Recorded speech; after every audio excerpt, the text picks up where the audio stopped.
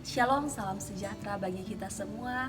Bapak, Ibu yang terkasih di dalam Tuhan kita Yesus Kristus, selamat memperingati hari Minggu Epifania yang kelima. Kiranya kasih dan damai dari Yesus Kristus menyertai Bapak, Ibu, dan saudara sekalian. Kita akan mendengarkan firman Tuhan dari Matius 5 ayat 13 sampai dengan 20.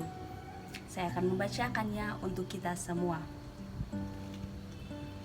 Garam dunia dan terang dunia. Kamu adalah garam dunia. Jika garam itu menjadi tawar, dengan apakah ia diasinkan? Tidak ada lagi gunanya selain dibuang dan diinjak orang. Kamu adalah terang dunia. Kota yang terletak di atas gunung tidak mungkin tersembunyi. Lagi pula, orang tidak menyalakan pelita lalu meletakkannya di bawah gantang, melainkan di atas kaki dian sehingga menerangi semua orang di dalam rumah itu. Demikianlah hendaknya terangmu bercahaya di depan orang, supaya mereka melihat perbuatanmu yang baik dan memuliakan Bapamu yang di sorga. Janganlah kamu menyangka bahwa aku datang untuk meniadakan hukum Taurat atau kitab para nabi. Aku datang bukan untuk meniadakannya, melainkan untuk menggenapinya. Karena aku berkata kepadamu, sesungguhnya selama belum lenyap langit dan bumi ini, satu iota atau satu titik pun tidak akan ditiadakan dari hukum Taurat, sebelum semuanya terjadi. Karena itu, siapa yang meniadakan salah satu perintah hukum Taurat, sekalipun yang paling kecil, dan mengajarkannya demikian kepada orang lain, ia akan menduduki tempat yang paling rendah di dalam kerajaan surga. Tetapi siapa yang melakukan dan mengajarkan segala perintah-perintah hukum Taurat, ia akan menduduki tempat yang tinggi di dalam kerajaan surga. Maka aku berkata kepadamu, jika hidup keagamaanmu tidak lebih benar daripada hidup keagamaan ahli-ahli Taurat dan orang-orang Farisi, sesungguhnya kamu tidak akan masuk ke dalam kerajaan sorga. Demikian jauh pembacaan kita. Berbahagialah setiap orang yang tidak hanya mendengar tetapi mau melakukan dalam kehidupan hari lepas hari. Haleluya. Bapak Ibu yang terkasih di dalam Tuhan kita Yesus Kristus, apa yang kita lihat pada gambar ini? Ya, benar. Ini adalah gambar garam. Ya, ini adalah gambar lilin yang meleleh. Bapak Ibu yang terkasih di dalam Tuhan kita Yesus Kristus, apa gambaran kita mengenai kedua gambar ini? Apa fungsinya bagi kita? Tentu ini bukanlah hal yang baru, bukan sesuatu yang baru kita lihat di dalam kehidupan kita. Garam, kita setiap hari menggunakannya untuk menambah cita rasa pada makanan yang kita nikmati. Kemudian lilin, kita sering menggunakannya untuk acara, untuk kesempatan-kesempatan tertentu. Contohnya di Kupang, di sana sering listrik mati, atau di kampung-kampung, lilin menjadi salah satu sarana untuk digunakan supaya tempat itu menjadi terang. Bapak Ibu yang terkasih di dalam Tuhan kita Yesus Kristus, ketika kita melihat lilin, apa yang aneh? Lilin itu meleleh, tetapi dia memancarkan cahaya. Bahkan pada gambar yang tadi, Bapak Ibu Saudara, lilin itu sudah hampir habis, tetapi cahayanya terus nampak. Seperti yang kita ketahui, fungsi garam itu apa? Fungsi terang itu apa yang ada pada lilin? Bapak, Ibu, saudara-saudari, pada saat itu Yesus menggambarkan peranan murid-muridnya seperti garam dan terang yang hadir untuk menambah kualitas makanan dan juga memberi terang kepada orang lain. Pada zaman Yesus, garam ternyata tidak hanya dipakai untuk mengawetkan makanan, tetapi eksistensi garam, keberadaan garam pada zaman dulu itu juga hadir untuk menambah kualitas makanan, sehingga orang-orang di sana bisa dapat mengawetkan makanan lebih lama. Karena di zaman dulu belum ada kulkas seperti kita. Orang zaman dulu itu sering menggunakan pelita. Karena apa? Zaman dulu belum ada listrik. Zaman dulu belum ada penerangan-penerangan seperti sekarang ini. Sehingga mereka menggunakan pelita untuk membantu mereka dalam melakukan aktivitas.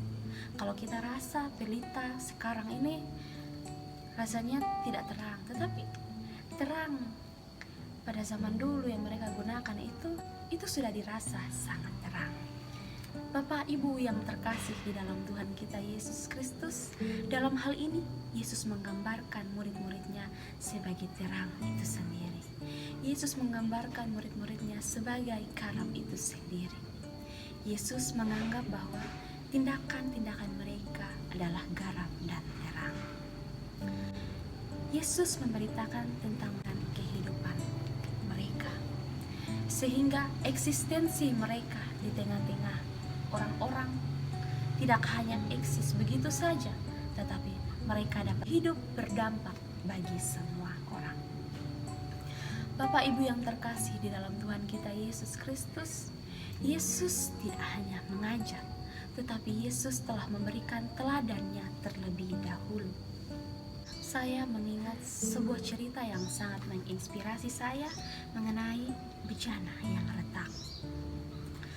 Pada suatu ketika, sebuah bejana dipakai oleh seorang tukang air. Bejana ini masih utuh pada awal-awal dipakai.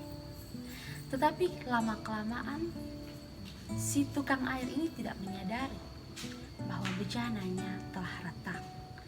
Ia tetap dan terus menggunakan bejana ini untuk menampung air, dan ia membawa air tersebut setiap harinya selama 50 km. Tetapi tukang air ini tidak menyadari keretakan yang dialami. Bejana ini sedih. Ia tidak dapat membantu tukang air ini secara sempurna. Tukang air ini kalau membawa airnya sampai di rumah, itu airnya sudah setengah dari yang dia bawa pertama kali. Tukang air ini membawa setiap harinya selama 50 km. Jadi kita bisa membayangkan air itu berkurang berapa banyak. Kita belajar. Pada suatu ketika, tukang air ini menyadari bahwa bejananya ini sudah semakin retak.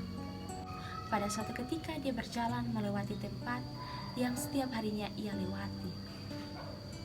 Ia melihat tanaman di sekitarnya ini tumbuh subur, padahal tidak pernah ada yang datang siram, tidak pernah ada yang menyiram, dan lain-lain. Baik, kita dapat melihat di dalam keretakan, di dalam kekurangan yang dimiliki oleh bejana yang retak ini, ada sesuatu yang kita lihat dan kita belajar, yaitu dampak dari bejana itu sendiri. Dia retak, tetapi dia berdampak. Dia tidak sempurna, tapi dia berdampak. Bapak Ibu yang terkasih di dalam Tuhan kita Yesus Kristus, kita harus hidup seperti garam dan terang yang berdampak. Artinya eksistensi kita tidak hanya begitu saja, tetapi membawa dampak yang besar bagi orang lain. Kita dapat belajar dari garam bahwa eksistensinya ada untuk memberi rasa bagi makanan. Begitu juga dengan kehidupan kita, Bapak Ibu. Coba kita pikir-pikir, apakah selama ini kehidupan kita sudah memberi dampak untuk orang lain? Dampak yang dimaksudkan adalah dampak yang memberi berkat, atau dampak yang kita berikan hanya kecelakaan bagi orang lain. Kita sering menjadi batu sandungan, kita sering gosip, kita sering tidak menghargai orang. Padahal Yesus mengajarkan kita untuk menghargai, untuk mengasihi sesama ciptaan. Sesama ciptaan yang sering kita pahami di sini adalah ciptaan sebagai sesama manusia. Tetapi saya menekankan bahwa kita harus mengasihi, kita harus menghargai ciptaan lebih daripada apa yang kita ketahui. Ciptaan di sini adalah semua ciptaan Allah. Bapak Ibu yang terkasih dalam Tuhan kita Yesus Kristus, begitu juga dengan kehidupan kita. Masalah yang datang di dalam kehidupan kita, apalagi di dalam masa-masa pandemi ini. Masalah ini dapat digambarkan sebagai makanan yang tawar. Kalau kita tidak pakai Tuhan, kalau kita tidak minta tolong Tuhan, kehidupan kita akan menjadi tawar. Ketika kita berharap dan bergantung kepada Tuhan, Tuhan akan memberi rasa itu sendiri. Tetapi tidak hanya rasa, Yesus juga akan menambah kualitas dari iman kita, sehingga kita juga hidup, kita juga berdampak dengan kualitas yang kita miliki dari Yesus Kristus yang telah meneladangkan kualitas hidup itu sendiri. Kualitas untuk berdampak walaupun kita tidak sempurna. Kita belajar dari bejana tadi. Bejana itu retak, tetapi dia dapat memberikan dampak yang luar biasa. Bahkan tanaman di sekitarnya bisa tumbuh segar. Padahal dia selama ini tidak menyadari. Dia merasa dirinya kurang. Padahal dia sudah sangat berdampak. Kita juga belajar dari terang. Yesus menggunakan perumpamaan ini sebagai upaya untuk menggambarkan murid-muridnya sebagai terang itu sendiri. Dari pengajaran Yesus dan kita bereksistensi dan kita berdampak sesuai dengan apa yang Yesus mau. Berdampak dalam hal ini adalah hidup secara baik. Berdampak di dalam hal ini adalah hidup yang memberi kasih, pengampunan kepada sesama, atau kebaikan-kebaikan kita yang selalu kita pancarkan melalui pikiran dan perkataan, perilaku kita. Baik hidup dengan orang tua, hidup dengan anak, hidup dengan tetangga, saudara, teman. Kehidupan kita adalah kehidupan yang harus berdampak bagi semua orang. Kita belajar dari garam dan terang di dalam pengajaran Yesus ini. Artinya kita harus hidup seperti garam dan terang. Kita tidak akan berguna jika kita belum berdampak bagi orang lain. Hiduplah berdampak walau susah. Hiduplah berdampak walau kamu masih terus merasakan kekurangan. Tuhan tidak pernah melihat kekurangan.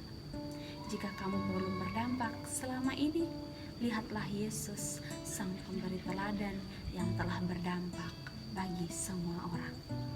Amin.